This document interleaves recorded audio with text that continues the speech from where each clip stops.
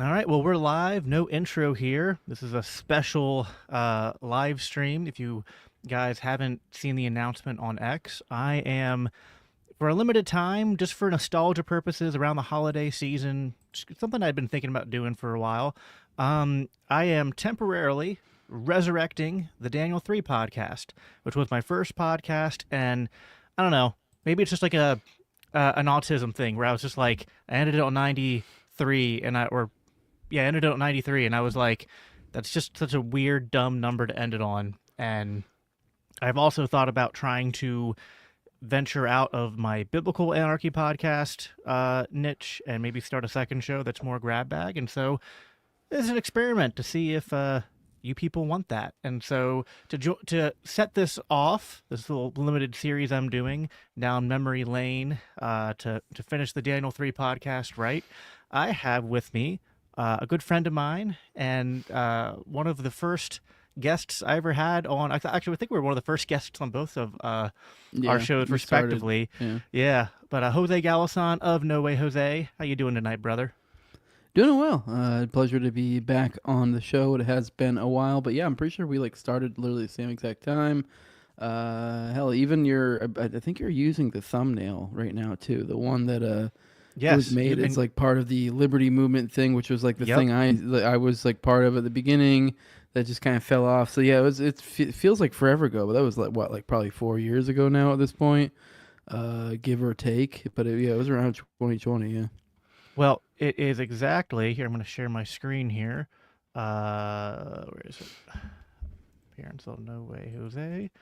It was exactly 4 years ago, according to YouTube. Oh, Appearance on No Way Jose. Look at those two little kids. Yeah, look how jacked and tan I was.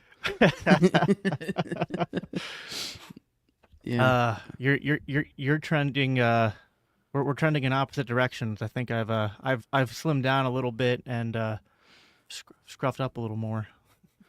Yeah, I have. I'm not in shape at all like I was then, but I don't know. I'm getting back in shape now. I'm working on it. I got a little bit fat, a little disgusted myself, but yeah. Yeah, it is wild. It's a long, long road.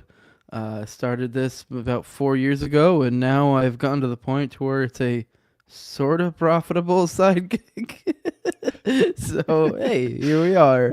I can't complain. Yeah, we are C/B level tier libertarian podcasters who make a side living podcasting. Yeah. I'm at the point where I think I like to put it in brass terms. I make like basically a quarter podcasting in a day, do what I would like my real job. So it's like it is like almost that like borderline like, should I just quit my job? Like, no, I need to be more like a half, and then I can say fuck my job. Yeah, because like if you quit, you could scale up, but like you need to be able to kind of count on that and project it. And I kind of have privately for me too, kind of like a number I'd want to be at, and even then, I'd probably just cut down to part time and feel it out for a while before I completely did it. But I'm also just I'm more risk adverse, so that's just the way I am. Well, yeah, I mean, when you got family, you can't just be risking it all the time. So exactly, I keep trying to want to just like sit my wife down, like I don't think you understand, like babe, but if I like stream every single day, I'll just really nail the algo, and like we'll be doing like all right in not too long, because it just sound like a crazy person, like some husband trying to convince his wife that like I'm just telling you, like no, my garage band is really going to take it off. I'm telling you. But I mean, when you already are seeing the money though, you're like, hey, the money's there. So theoretically, if we just upscale the volume, but yeah, it is you got to make sure things are solid for the family, because that's what matters the most at the end of the day. So yeah. Well, speaking of money and making sure that podcasts are lucrative, I guess even though I'm here on the Daniel 3 podcast, I'm just going to do a little bit of grifting for my LCI side, just to remind people this is our end of the year fundraising push. We have a $15,000 matching grant right now to try to really expand what we're doing next year, which not only is about obviously paying all of us a little more, hopefully, so we can do more. That's the idea, is like if we have more money, we can pay our creators more, create more content. But it's also about trying to not just on the podcasting side. We have like 3 or 4 books that we're working on publishing, and as well as more events that we're trying to attend so that we can, make Libertarian Christian Institute more of a household name. So you guys can go to, oops, wrong one. Duh. There we go. I do this professionally, guys. libertarianchristians.com/donate if you are so inclined to be generous with whatever money you have left over at this time of year. So appreciate that if anyone wants to see some. Look at those two little baby faced. Yeah. We were. Yeah. It's not that long ago, but I forget. I think you're a little bit. You're a little bit old. I'm 32. I think you're a little bit older than me, right? I'm like a year older than you. Not nothing substantial. Yeah. We're about the same age, rough, give or take. Yeah. So. Yeah. There's a. I don't know. I don't know which one he's asking us to tell my hair. My hairstyle technique is just take gel and do whoosh. So I mean, I I don't know. if you got, I also take clippers and like I will like kind of edge around like just kind of like so I'm a little bit more meticulous. Maybe that's why I'm more like pretty. But I don't know. I do get people make comments on my hair. I don't do anything too crazy. I just do. I don't even know how to say other than like I comb it and then I'll sometimes like throw my hand through it and be like that looks cool and I'll walk away. I've actually spent more time. Like I'm trying to grow the hair out a little bit more, but then I'm also for the first time really ever I'm trying to grow the beard out, which is a bit of a pain. I've finally gotten past the point where it looks just really scraggly and we're starting to get a little bit of length to it, but hopefully I don't lose subscribers for this, but I am Jewish, so the struggle is trying to get the hair to actually just grow down and not just Jew-fro all the curls and stuff on the side. So I have to like do little trims and get beard oil and stuff. But my son's really into Skillet, and so he's just like he sees their lead singer John Cooper, his hairstyle and beard style. He's like, "Daddy, you should do that." And so I'm trying to live my 9-year-old son's dream for him. So one day he too will be able to grow a relatively semi-decent beard. Yeah, I'm not quite there yet. Maybe one of these days I'll grow up. My shit doesn't connect quite like I'd like it to. But yeah, I mean it's better than what I was dealing with back then. Yeah, I think I was still active duty at that time, so I probably was literally having to shave every single day. So things have changed a lot since then, in more ways than one. For our shows, our jobs, all sorts of things. The world. I mean, we're living in crazy times, that's for sure. Well, and so like we've both have evolved our not just our podcasts, but our branding over time. And I'd say for the most part, like I think we've both like what we do, the product we give our listeners, has improved.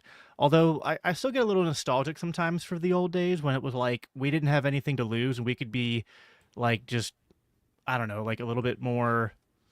Experimental. I don't want to say unhinged or experimental. Like I used to love your first intro with the dancing waifu and the money printers and all that. Like anytime I'd play that at work is just like just on my speakers rather than my my AirPod. You just get people looking over like, what the hell is that guy listening to? We had the same guy do our intros. That was Justin what was Campbell. his name? Justin Campbell. Yeah, good guy. Yeah, I couldn't find my my original intro, but I what I did was just to show people it. I just again going down nostalgia lane here. I went and found just like the last episode where I played it. It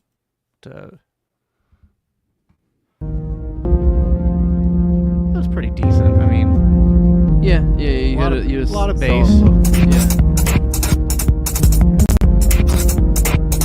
I just goes crazy. So that was mine just went straight action right off the bat. Yeah. Yeah. You had like the lobby stuff, like that's what that is. That's like the lobby vibe. Like we're waiting, we're flicking some stuff. Whereas I'm just like, boom, let's go.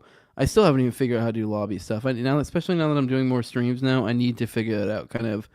If anyone's seen Timeline Cleanse, how Raven does his, how he has like the nice lobby little setup. I need to get good at producing on that end of things for sure. Yeah, no, there's a lot of channels out there that do a good job with that. I've just stuck to I have a shorter intro now, and I just have a custom made timer. I don't use the StreamYard default one anymore. Um, just so you start the stream with people there, and you're not just talking to no one at the very beginning. But I don't know, I used to get, I think towards the end, sometimes I get complaints, just be like, your episodes are like the first 3 minutes are just nothing but just waiting for the episode to start. It's like, well, I don't know, like you get to actually be there at the start rather than showing up 5 minutes late. So I don't know, like, Yeah, I know some um, people really get into the whole lobby things. I mean, I think maybe it's like a bigger show thing, but you do see yeah, I people guess, like to yeah, talk and like the build up, the anticipation. I don't know. I am the kind of guy who gets annoyed where I'm like, oh, cool, see this episode's premiering, and then I go over to it and I'm like, here's this like, oh no, here's another fucking 90-second rollout that I have to wait for. That is annoying, but I guess people, it must work somehow. I know that seems to be a thing people like, so I don't know. Not for me.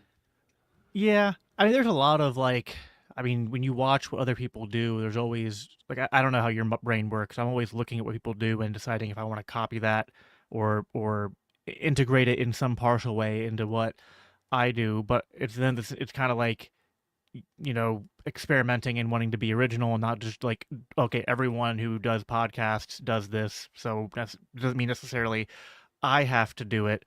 I guess the other thing is like, what, I feel like I've had you on before and we've talked a little bit about this, but like obviously I'm revamping this just partly out of just kind of like just, hey, this would be fun to do. And it was just literally on a whim, kind of like that. And then also in the back of my mind, it's kind of like, um, your show is more of a like you can kind of cover a wide array of topics, whereas I started out with a niche that, although is like, if someone really wants to know about libertarianism and Christianity, then like it's like, okay, cool, this is like a really like a good signal that like, hey, I should go check that out.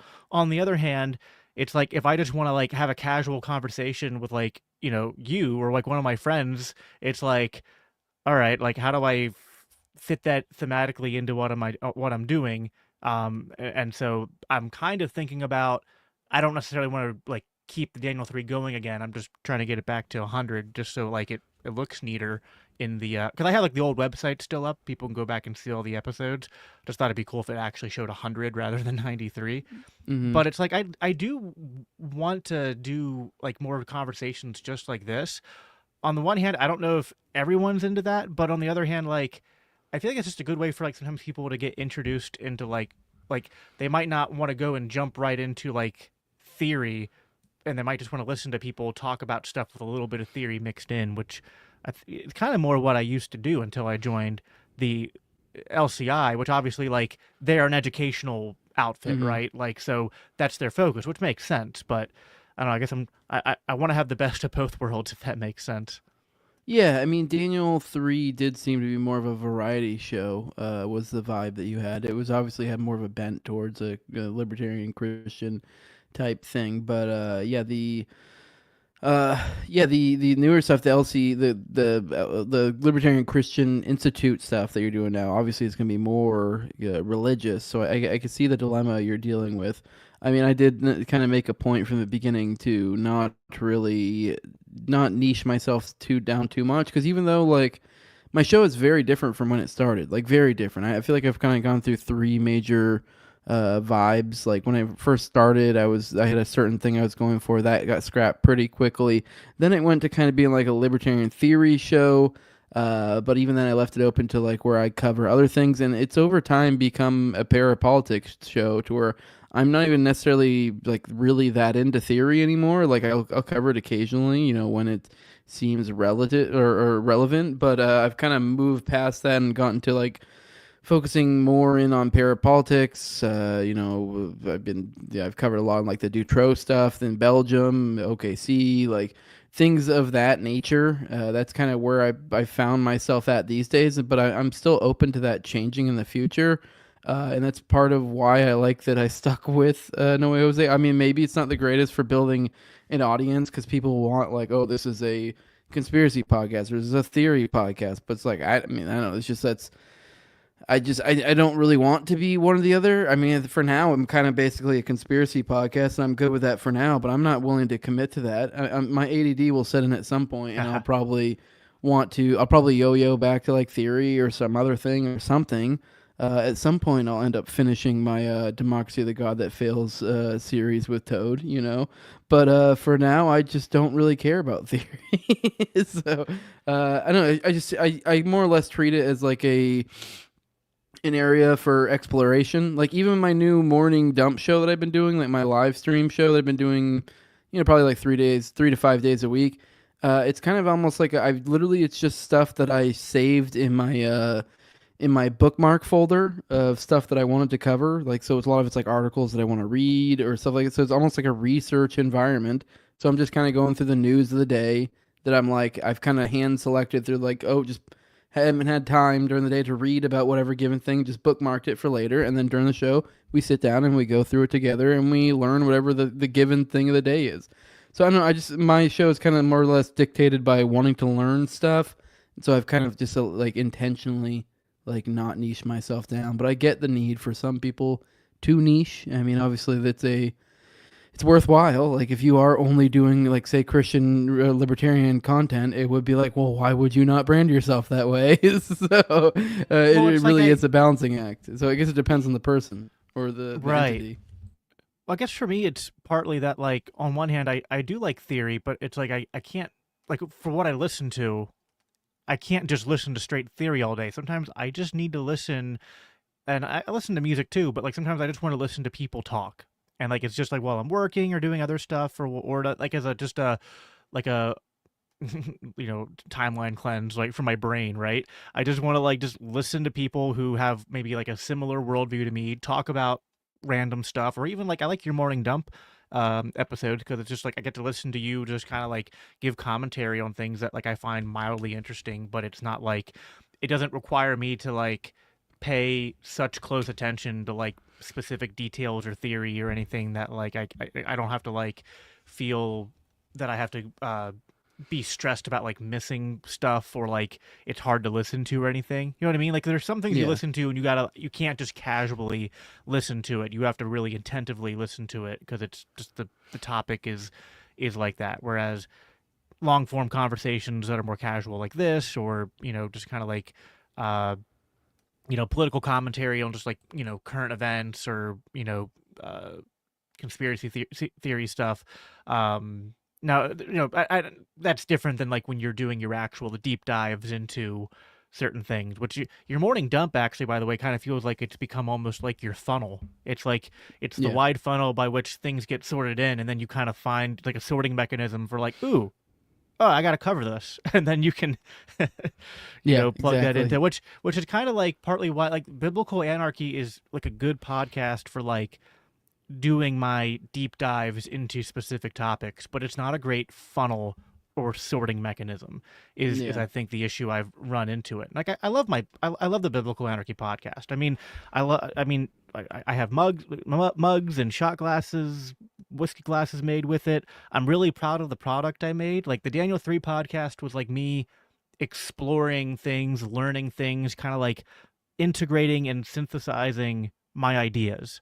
And like once I did that and kind of like, hey, I now like I feel like I've put things together and I really want to like articulate these things uh for people. That happened around the same time I ran into LCI and it was like a, perfect, it was a uh perfect match. But it does feel like it's basically just a solo podcast now. Like I just riff for 30 to 60 minutes on either scripture or libertarian theory or both and kind of like just explore the parallels, explore, or I'll be like, I mean, I spent the last year just beating dispensationalism into the ground and I still have Real more quick, part when of I think there's something that's been I really feel like I've gotten a lot out of having a like a kind of a solo show, and so I think there is something to that, and I think you've probably recognized that as well because I started off with far more of an interview show, and my shows, even now, my content's still far more oriented. I very rarely ever do like solo episodes on a show, but on my morning dump show, I will work through these ideas so like on a solo level, and I feel like we get a lot out of that by putting in the reps, putting uh something I kind of take away from Raven because he's been doing those timelines for he's put it that way too. Is like putting that time in the gym. So just working that muscle of being able to just talk on your own is a kind of a hard skill because it's a. I mean, there are people who are really, but there aren't really great interviewers, but are good at doing like solo stuff, and then there's the vice versa. They're different things. But I still, I mean, at least for me, I've always found doing the solo things to be harder. But I mean, maybe other people would have feel differently. But I just point being is that I do think it's a something worth working on because it's. I feel like for me, it was always pretty easy to kind of like find a topic, try to find a guest, and have a discussion. Whereas like trying to do that on my own is a whole other thing. Like because I'm able to like kind of out find someone who knows the subject as opposed to trying to find subjects that I can cover myself or trying to find a way to cover it in a entertaining or intelligible way is a hard skill to develop, really. So, Yeah, I uh, had to work at it. I think probably like the first 20 episodes of the Biblical Anarchy podcast when it was mostly solo stuff was a little like I go back and listen to them and they're a little too scripted and I kind of had to find the sweet spot where like I had researched what I was going to talk about and I had like an outline, but I could kind of just riff more extemporaneously rather than just like reading it line for line, word for word. Although it just depends on the topic because sometimes it's just stuff is mm, so mechanical that like it's kind of like you do need to sort of like to be succinct about it and clear about it. You do want to maybe read something you wrote out before to kind of make sure you get your point across. Um, so it does depend. There's pros and cons to both, I guess. Like on one hand, like these episodes are easy. Like we just kind of like I was like, hey, I want to do this. Made a post, tagged you. You said like, yeah, what you're down, and so it's like the prep work I did for this was making the graphics, the artwork, creating the stream, and then looking up my those two episodes just to kind of like present as a fun, cool thing, and that's it.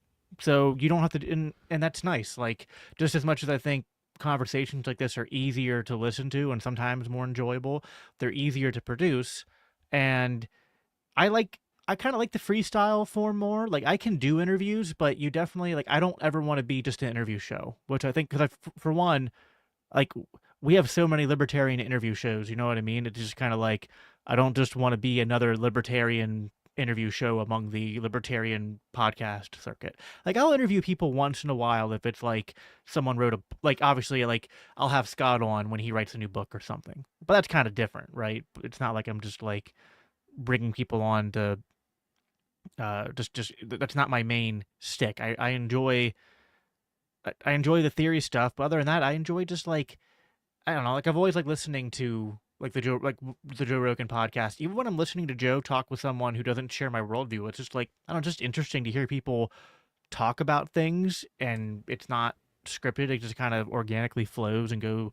It can go wherever you want it to go.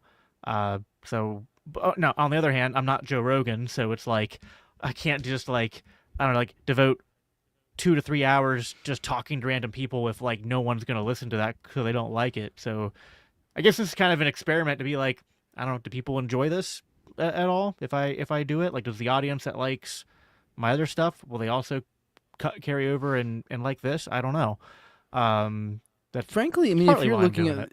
if you're looking at the Rogan format, I mean, not a whole lot of people really do that. And honestly, I don't. I mean, it is nice. It has its moments, and obviously, it's like the number one format out there. But I don't know. I mean, I don't personally. Aside from that, like it's working for me. I don't really care for it, to be honest. Like the very rarely. I mean, a Rogan, it works. Something about Rogan makes it work. But the idea of taking all different guests of all different stripes and just sitting down having like a 3 hour discussion with each individual one, just kind of that meander all over the place.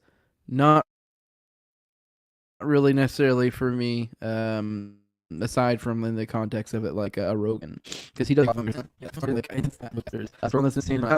a lot of things restricting it, but I mean, I guess Rogan just has a knack for bringing the best out of people. But Yeah. I don't even know what I'm like going on about. I'm just the idea of doing that format. I mean, trying to find what works for a podcast is kind of hard. I think you do kind of want to find something that's like kind of authentic for you. And like I don't know, for me, like I just don't. It wouldn't be authentic if I had a show where I was like I sat down with someone for 3 hours and we had a long because it's just like that's just not how I operate in real No, I life. think I Like I think don't know. Rogan's a unique person who can go for that Yeah, long. Like, you know what I mean? Like, 'cause, yeah, I mean, usually you get an hour into something and you're kind of hour and a half. Like, unless it's a specific topic that required a lot of length. I think Rogan's just like he's into so many different things, and he's a good like natural conversationalist and interviewer that he can make most people interesting for a long time. Although, sometimes like I don't know if you ever watched when he had Matt Walsh on. That was like one of the worst Joe Rogan experiences ever. It was like they talked about like what is a woman for like 30 minutes, and then Rogan was like, doing his normal thing, trying to just bring up different stuff and get Matt to talk about it, and then it was just kind of like, oh wait, no, this guy has like no personality or interesting qualities beyond this like documentary he made, and it was like I think it ended up being like an hour and 15 minute or like hour and 30 minute episode, which for like Joe Rogan is like it might as well have been like a 30-minute episode. Like that's just they're not usually that short. Um, so yeah, I guess it's it's partly embarrassingly like short. Yeah, it's partly interview. It's partly your style. It's also partly who you book, right? You gotta make sure you book interesting people that can have interesting things to say for at least an hour or 2 hours or something like that. Um, and I suppose it's also like I don't know. I guess everyone has different interests, right? Like if so, I mean, and I won't say I enjoy every episode of the Joe Rogan podcast. There's plenty I listen to that like I couldn't even tell you what they talked about. I just sometimes it's just nice to hear people bantering, uh, in the background about random things. But that's just what I enjoy. Sometimes I like I don't. What do you listen to? I guess I'd be curious to I don't know what you listen. I mean, I know we both listen to Part of the Problem to some extent, but outside of that, I don't know what you mm, if you have like a regular listening thing or if you listened. I know once I started producing podcasts, I started listening to them less just because of time and yeah, also just kind of like I don't know, like something I can't even put words to it, just something sort of like mentally changed in like my brain when I started making my own. Just like I didn't have as much interest in listening to podcasts that were like specifically yeah. like political or libertarian ones unless I like wanted to for that specific episode or topic. Yeah, it definitely has changed a lot since I started producing my own content. I don't I definitely have like I used to have more. I feel like that were in the rotation. Now it is just like it's pretty faithfully. I listen to Part of the Problem pretty much. That's pretty much like so far as political analysis. That's probably the only show I really watch. I guess you could say Clint. Nobody lockdown. I do that. I should catch that as well. Tinfoil Hat from Sam Tripoli. I watch like most of them. So I'm actually not even most of them. Really, it's completely just depends on what the topic is. Because I mean, sometimes it is just get a little too woo woo for me, and I'm just not even interested in the topic. And he does have a lot of good parapolitical type stuff on there. William Ramsey, I listen to a lot. He's a lot of really good stuff, and he's done a ton of interviews. Really, I just have like a bunch of different people that I follow that occasionally will drop episodes. I'm like, oh, that's something I want to go little rabbit hole I want to go down. But for the most part, yeah, it's really just kind of the only ones I follow religiously is Clint and Dave, and the rest just kind of like just whatever it catches my ear. I also do when I'm caught up completely on podcasts. I do a lot of audiobooks, so I've been doing a lot on I've been reading a book. I forget the audiobook I've been doing it's one on Alan Dulles' time in the CIA and there's all that intrigue that goes along with him. So I don't know. I mean, it is really just kind of all over the place, and a lot of times it depends on whatever weird little rabbit hole I'm going down that time. It might be. I'm finding some weird niche podcast that I'm listening to some other thing, or I'm finding some YouTube video or whatever. I mean, the type of work I have, I work with my hands, so a lot of times I'm able to listen to podcasts and stuff like while I'm doing it. So it is like, I mean, a lot of podcasts, a lot of audiobooks. So I am doing that stuff a lot. I mean, obviously I'm reading as well, so I'm still reading OKC books when I have time to read.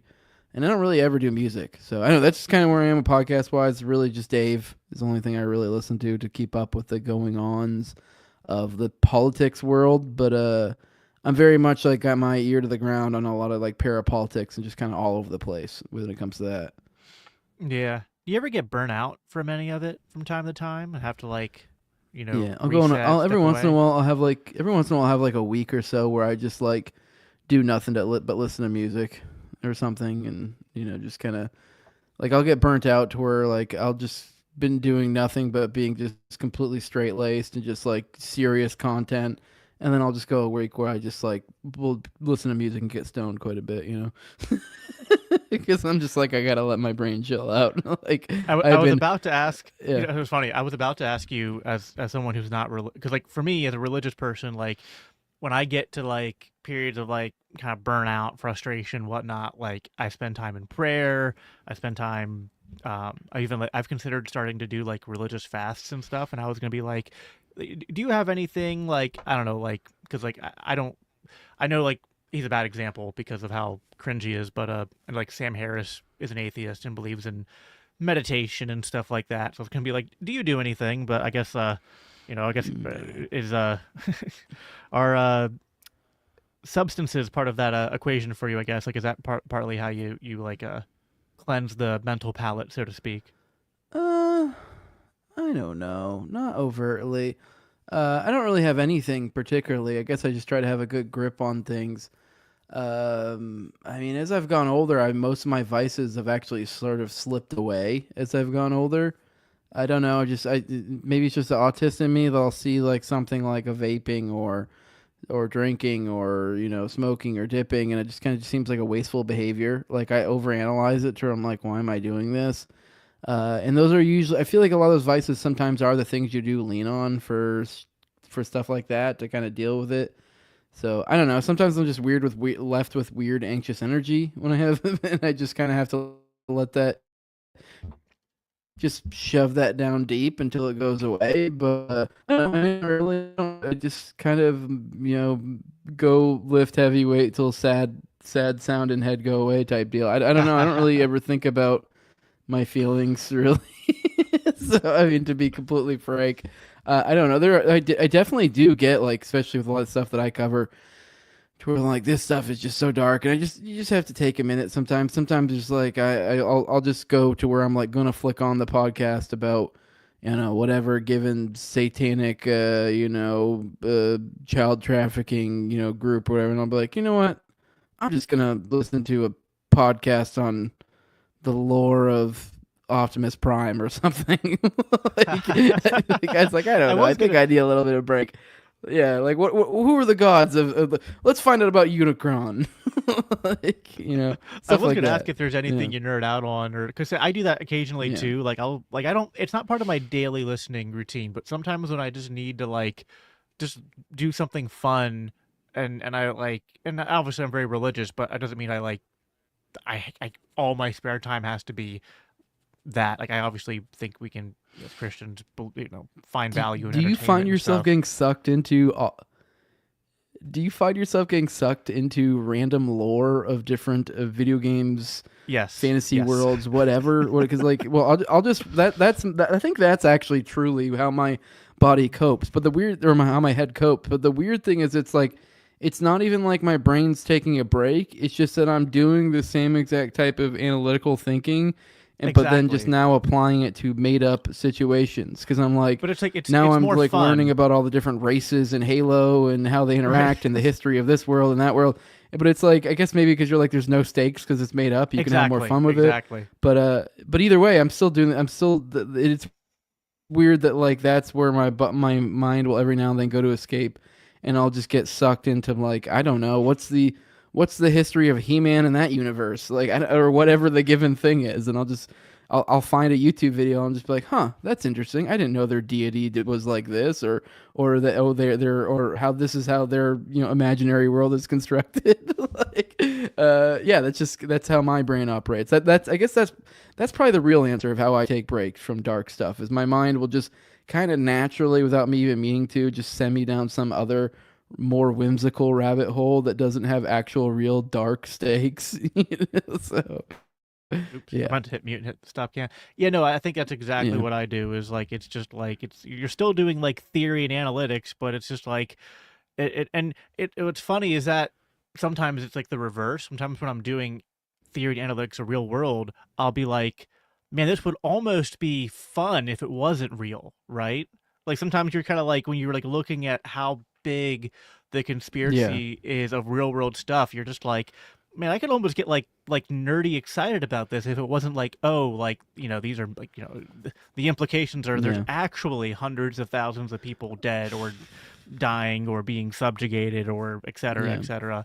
So that's why but I think it's a good outlet sometimes to kind of yeah go deep into lore. Like I think I've done it yeah. on everything. I've It done it like it on is it Star is Wars. hard. I've done it on Yeah, books I've read and stuff. Like yeah, I had like a long listening to like the lore of like the Hunger Games books.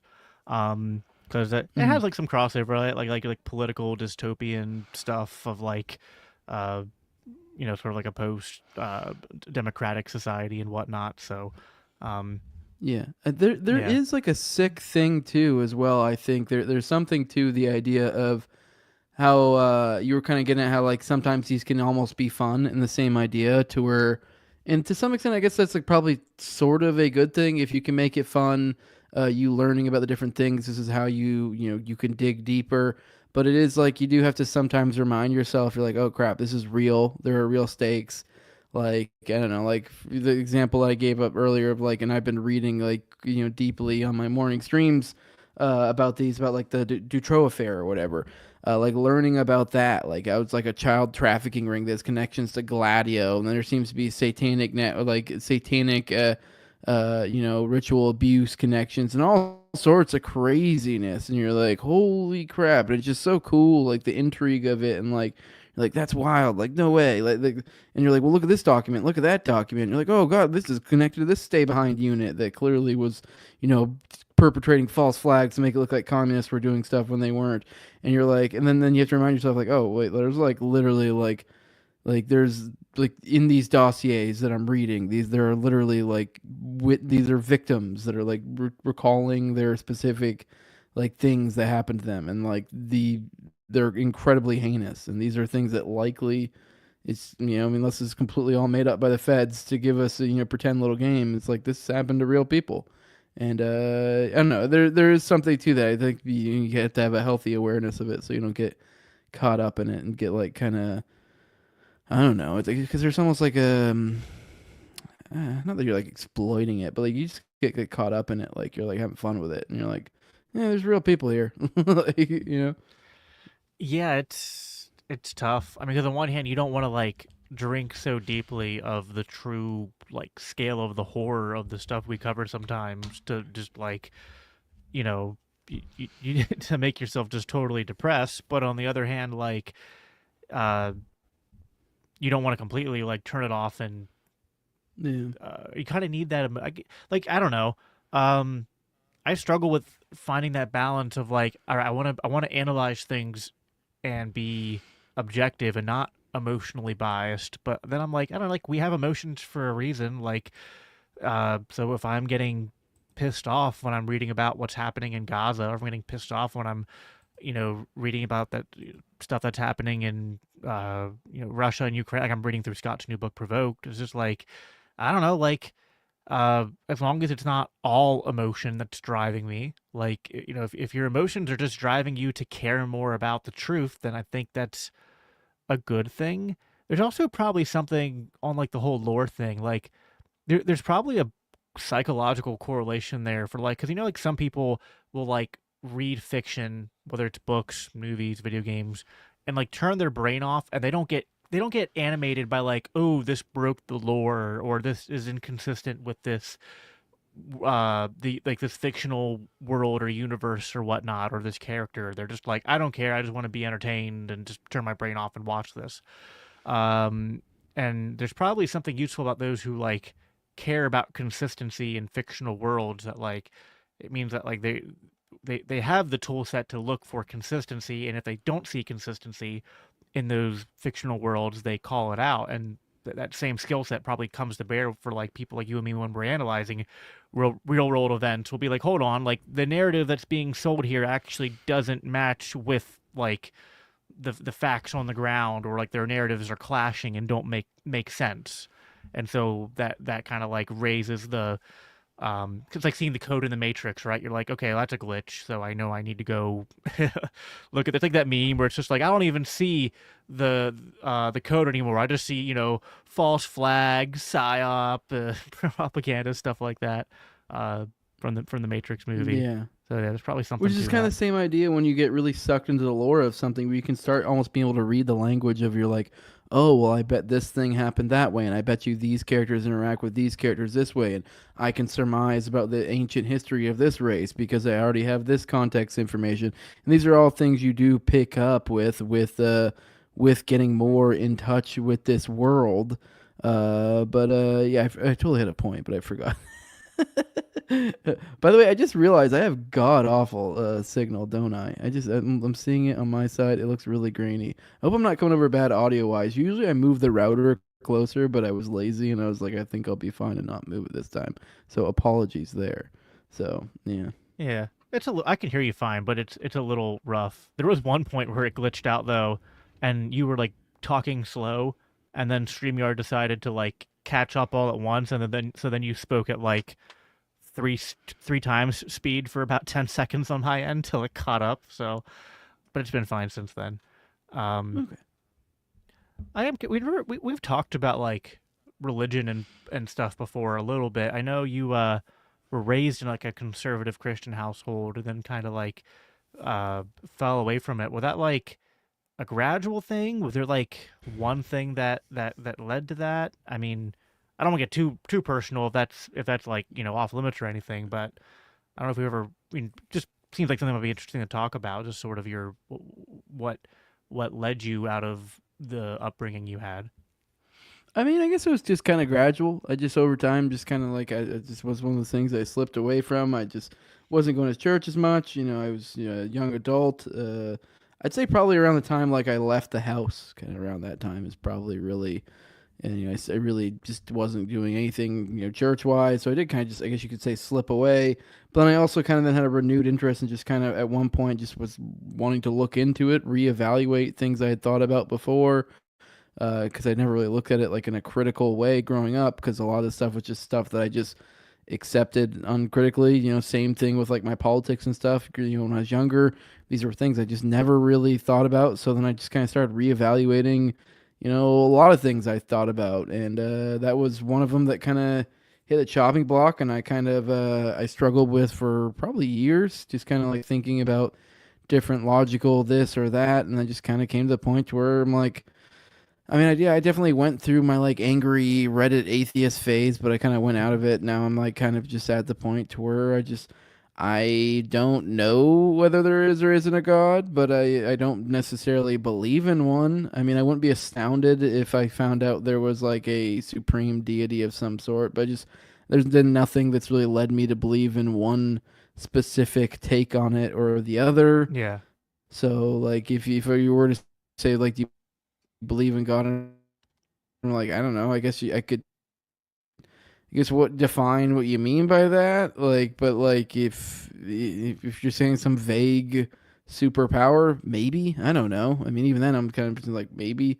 And now you want me to get down to nailing down a specific. That's kind of where I am. I don't yeah, know. I mean, obviously, as I've mentioned already, I've gotten really into the digging into in the parapolitical world where, I mean, it's hard not to get sucked into it. It's almost like the schizophrenia luring you in the parapolitical world, where you start, learning about the child trafficking networks. You start learning about, oh wow, look at all these elites that seem to always be linked into them, and Start following those breadcrumbs, and then you start finding about like where are all these like satanic, or I guess and even that's not the greatest like word to use for it, like all this like whatever this other thing is that's going on behind the scenes, that's heinous, awful things. What is this? And so there is something to that where you go.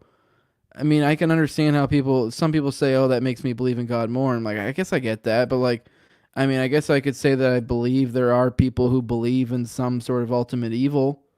I can tell you that. I mean, I don't know. Does that mean that ultimate evil exists? I don't know. I mean, at the end of the day, like in a certain sense, like whether they believe it exists or not, their belief kind of gives it its existence. Like they're essentially, breathing into this world that evil. So like, whether there's Right. some entity behind it, whether you want to say it's a spirit in the sense of a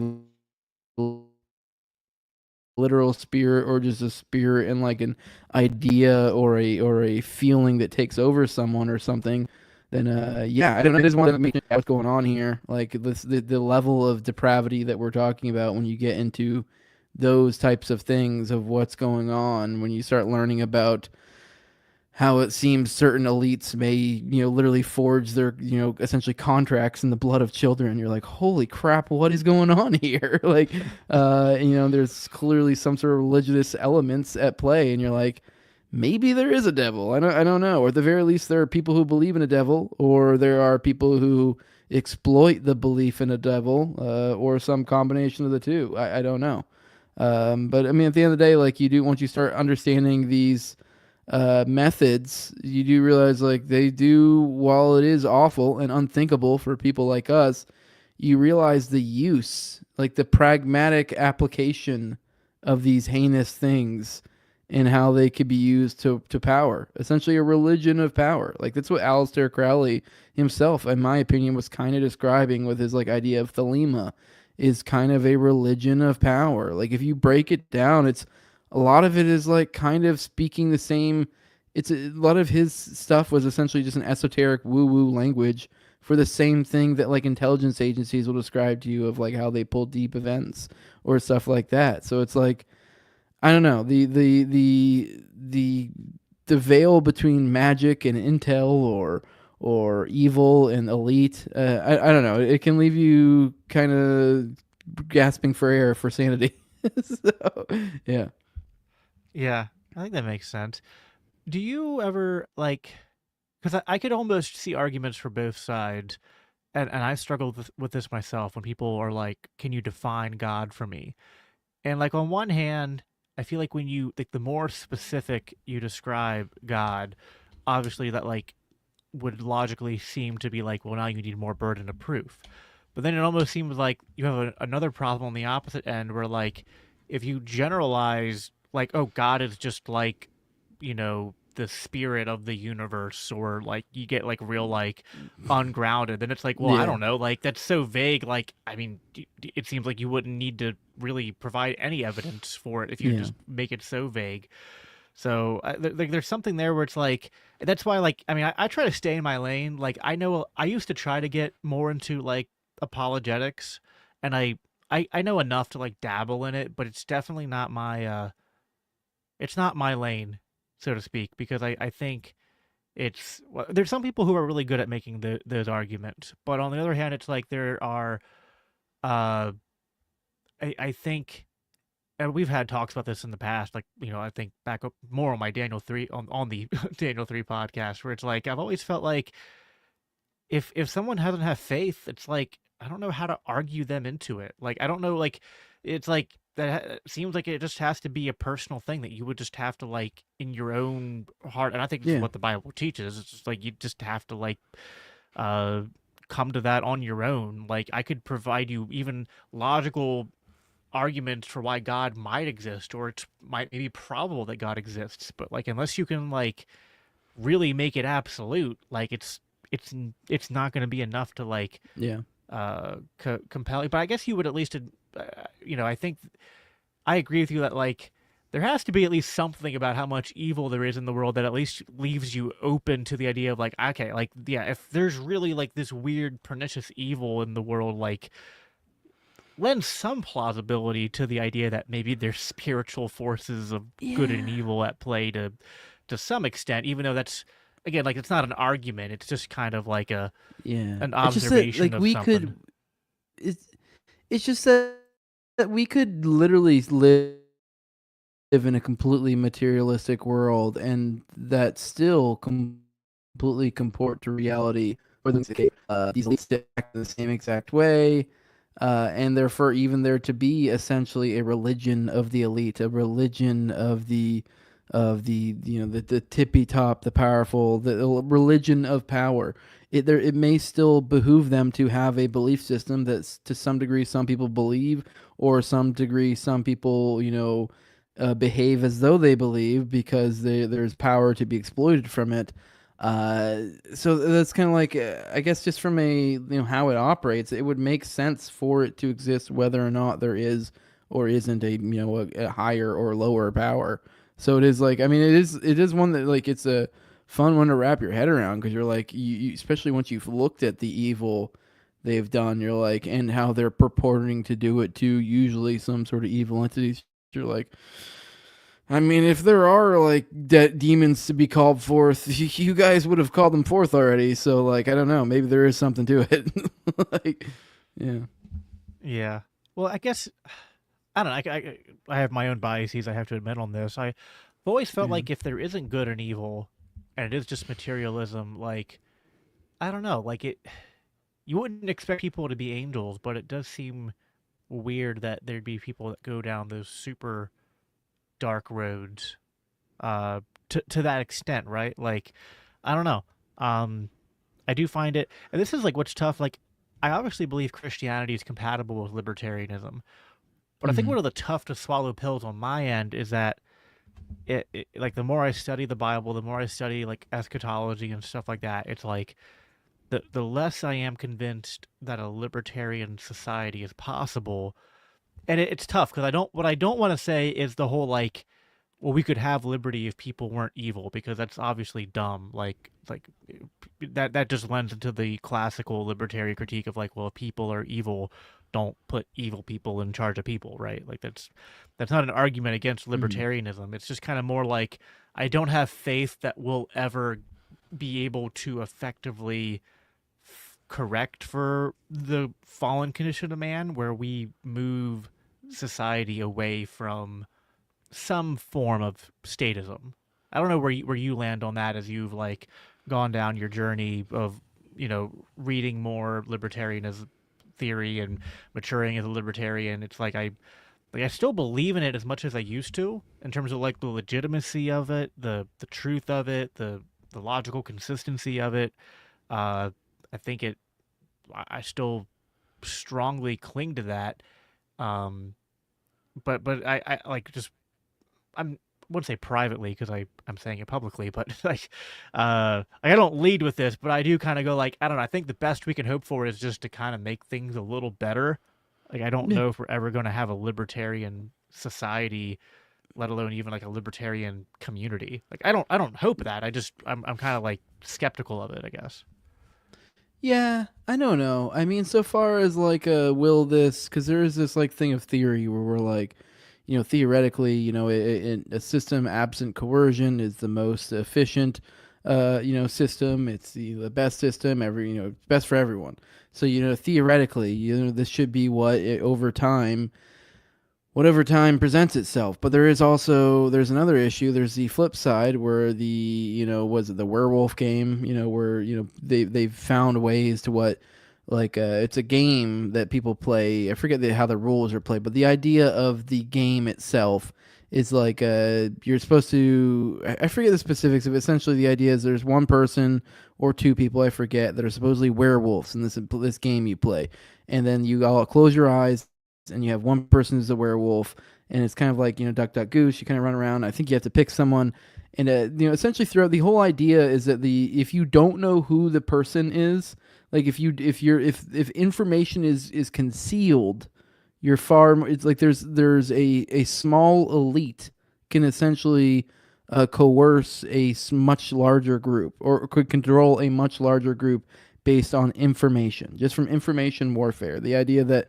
if there's two werewolves, that people don't even know who these werewolves are, and these werewolves are able to work together and share knowledge and keep knowledge from others, they can control a much smaller group. So it is like, I don't know. It's these two competing forces, and I don't really know who wins. I mean, really, at the end of the day, it comes down to just being vigilant. I think really all you can do is do the best for yourself and those around you.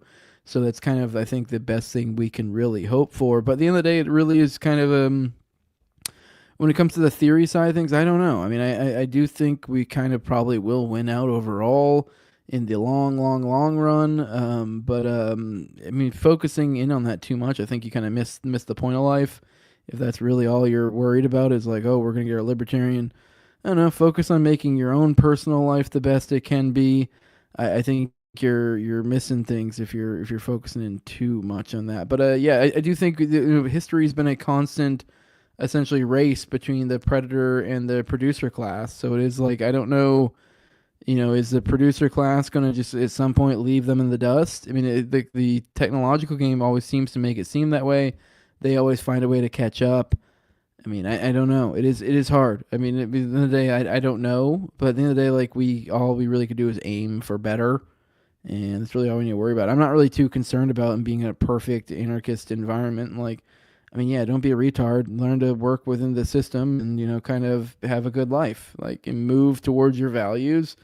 I mean, if you are someone who purports to like freedom, and you move towards your values, move to New Hampshire, move to a more rural area, move to, I mean, you don't even have to. I mean, you could be someone who's like a cyberpunk who likes living in the city or whatever, but you can, even then you can interact with the counter economy or do whatever. I mean, you can still move your life towards your values. But I think I don't know, the whole idea of that we're gonna have libertarian in our lifetime. I think it's kind of gay, honestly. Like, I think if you're getting too focused on that, you're gonna lose. But yeah, I don't think we're really gonna see any sort of perfect capistan in our lifetimes. But things might get better, and that's really all we can hope for.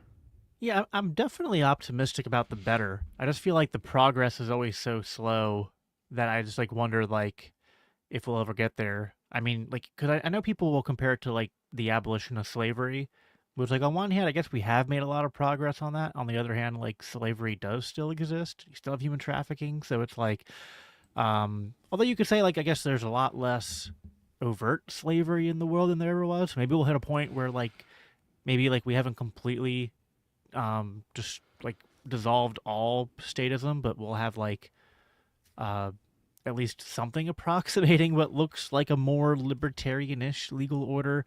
So I don't know. I'm not black pilled. I guess I'm like more like I'm like grayish pilled on like I think we can make things better. I just kind of wonder like what's the limit on it. Definitely I agree. Like in our lifetime, people who are, you know, thinking it's going to be anytime soon is sort of lofty. What do you make of I don't know how much I know you don't pay too much attention to the like libertarian Twitter infighting. Although you once in a while dive into it, and I know you've hosted Dave on a couple times to get into some of the intra debates as I've had him on to talk about that too. Uh, what do you make of like because like I feel like you and I are really deep into theory, but there's some libertarians who are like so deep into theory that I feel like they have this sort of like ideological possession where like they view their principles in a way where it's like they view it as immoral and like a violation of their principles to ever engage in the world in a way that's not like perfectly keeping with them, even if it was like going to result in like a likely net good or improvement. Um, and I don't know where they draw the line. Like obviously like they a lot of these people are like anti-political and like it becomes like more criticisms of the LP and voting and stuff like that, which I guess I kind of get it. But if you don't think there's any utility in that, I know you've been pretty skeptical of that stuff. But then it's like I don't know where you draw the line on that. Where like, I mean, like I know some people like there's some people out there who I don't know how serious they are. Sometimes they give me glowy energy vibes, where they're just like, don't pay your taxes and don't uh, don't use or consume anything that was created through the creation of like public funds because they're extorted. I'm just like, like I don't know if you get what I mean. Where like there comes a point where like Don't pay your you taxes is one easy, simple fix. um it just seems to me like they're like a certain point where like some people like they draw the line in the sand where I'm just like I don't know how you don't end up in a point of like action paralysis in life where they become with their commitment to their like libertarian purity tests. I don't know if you have any thoughts on that. I've Ah, just seen it like blow up more on Twitter lately, and it's like I don't even know how to engage with some of the people on it because it's just like I know like we've had talks about like uh Stirner and like how he views mm, principles and philosophy in kind of a different light, which I've always kind of been like, I have my principles that I think are like these are true, they're useful, they're what I want, but like I'm not going to uh I don't know, like I'm not going to be committed to them to the point of like self-deprecation or harm. It's not no, my libertarian mm. principles, my Christian principles are a little different, like but that's a whole different category of exploration. I don't particularly have any strong. I don't know. I kind of know what you're getting at, but I just feel like that honestly, that's like a. I mean, it's just one of those things that it's not even really worth the the the the the bandwidth, if that makes sense. I don't know. I just feel like they've become to such a level of irrelevance. I don't mean that in a mean way. I just mean in the sense of like this discussion that continues to be tried to be brought back up of that like, hey, we want to talk about it really is just trying to slap at Dave to try to be like, hey, debate me. And you're like, I don't think he wants to debate you. It's not even that like saying that like these people, I know they always want like Liquid Zulu to debate Dave. I'm sure it'd probably be a great debate. I don't know. I just don't think anyone really gives a shit about about the border stuff right now. I don't.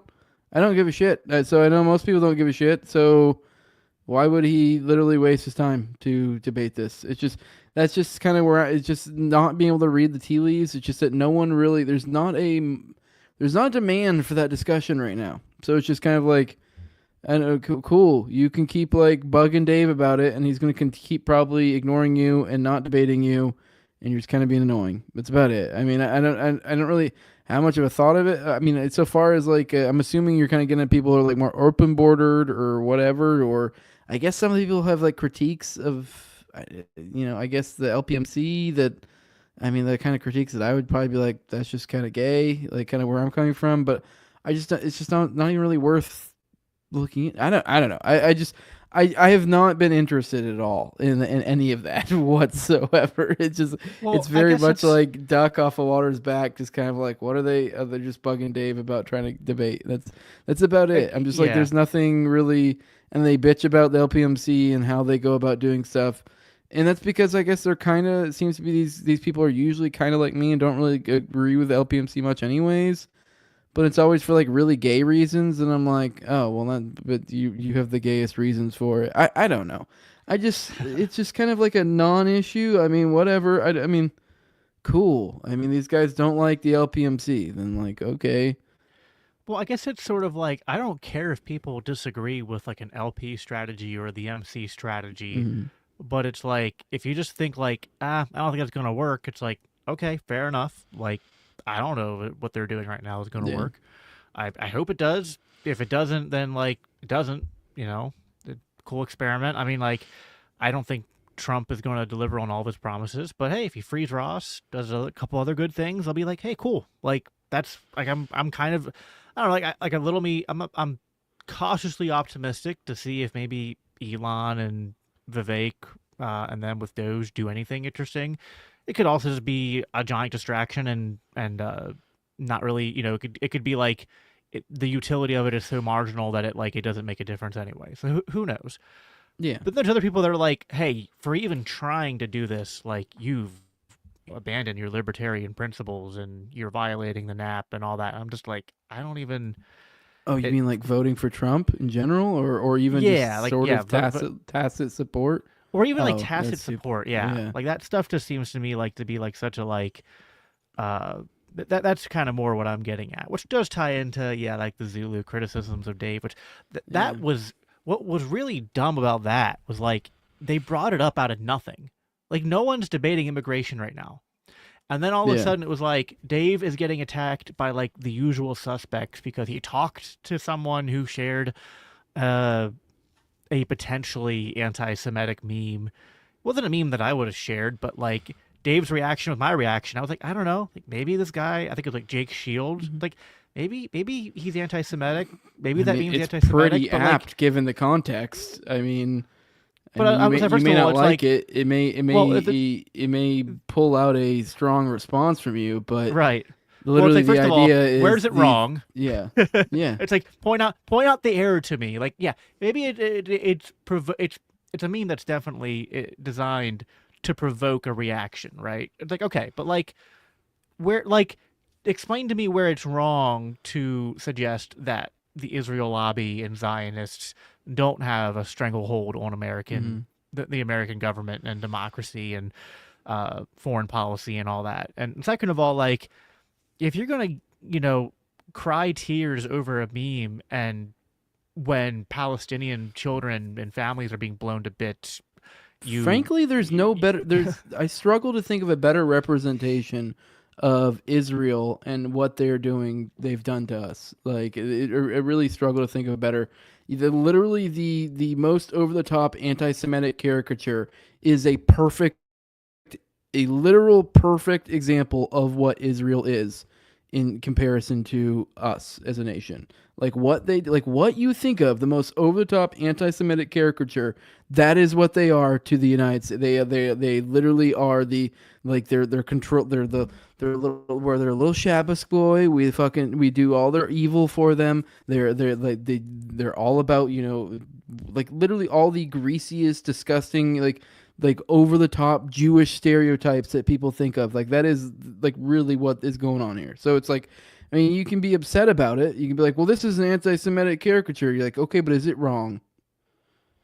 I mean, I'm not even saying it's inherently because it's a country of Jewish people, but it's like if that's the, I mean, we all know the caricature that's being portrayed of the like the evil Jew. Like, so it's like Israel is that in this example, like perfectly, like damn well, near. Like, I mean, what I it might be comes able to think of down to a better, the illustration of it, but it's pretty damn close. the response is, what is it all Jewish? You think it's all Jewish people? And I'm like, I'm not saying that. If first of all, Dave's a Jewish person, doesn't apply to him. There's plenty. I'm a Jewish person, it doesn't apply to Mm-hmm. me. So it's like, it's kind of like and I guess I'm kind of I don't know. First of all, the whole identity politics is dumb. I don't even know how like am I white or Jewish? Someone needs to tell me where I fit into the whole stupid like intersectionality map because I don't know. Just because I like to mess with the forms and government. Anytime I have a government thing and it says to fill out your minority status or whatever, Mm-hmm. I always identify as other because one, it's like Mm-hmm. like who are you to tell me what I am if you're going to question it, I'm right? gonna And second start of all, putting it's just Jew like just so I can get a free liability shield. I'll vouch for you. Yeah. Like he has my I'm Jewish. He has my my Mm-hmm. vote of confidence in his Jewish status. Yeah. But um no, but like, listen, like if it doesn't apply to you, it doesn't apply to you. Just like if it's like, hey, there are white people who are. Imagine if we had for like let's just imagine we had a country that was predominantly white that had in their like constitution and charter and like ruling political party that's like we have to maintain our white supremacy in this nation, not ever because we can't ever have minorities ruling over us. And on top of that, they're committing like essentially what amounts to either a genocide or a near genocide of non-whites in a region that they've claimed a virtual monopoly over and won't let the people You're leave. making Israel say it sound way cooler than it has any business being.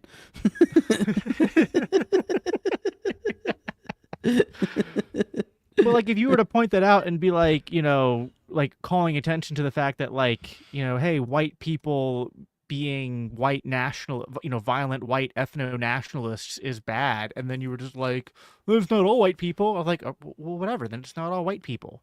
It's like for the Jews who aren't Zionists, who aren't supporting Israel's the Zionist agenda and the slaughter of Palestinians and the American military industrial complex being a world empire to a large extent to further Israel's interests in the world, then it doesn't apply to you. Like, but if it does, then like you pointed out, like for a lot of Jews, it does. Like that's just facts.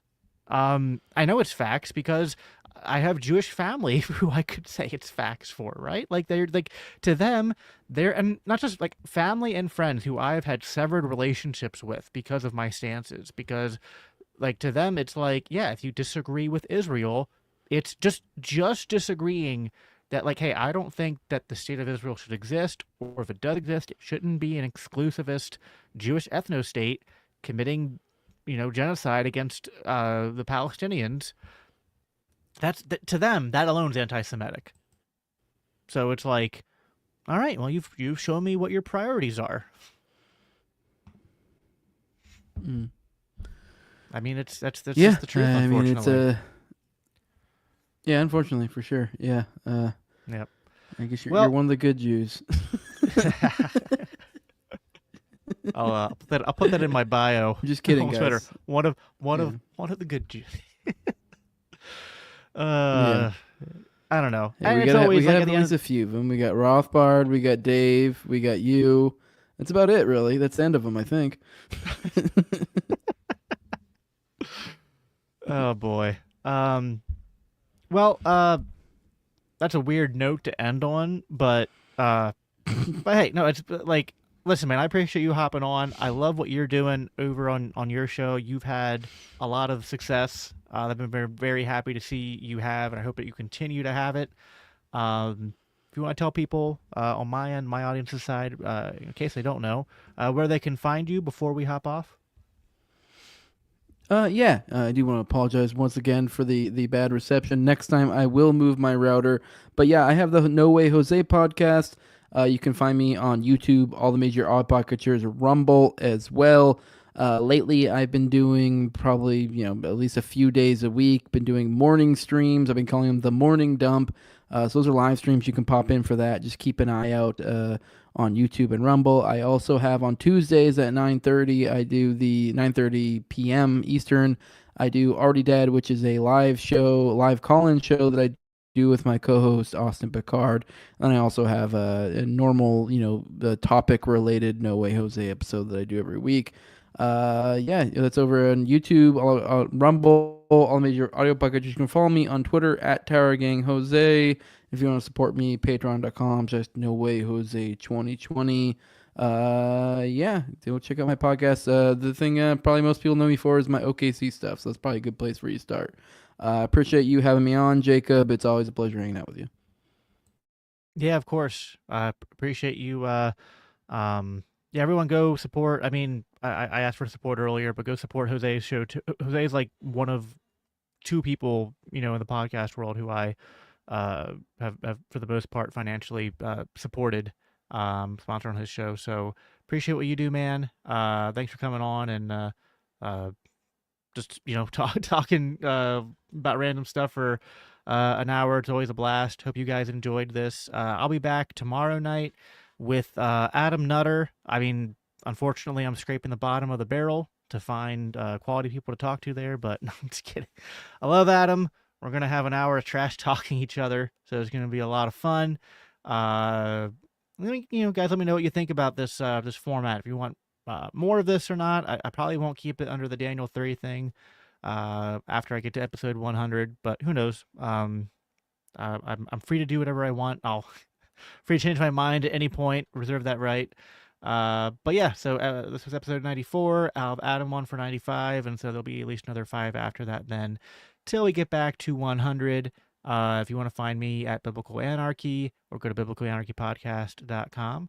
And that's all I have for you guys for tonight. So talk to you again tomorrow.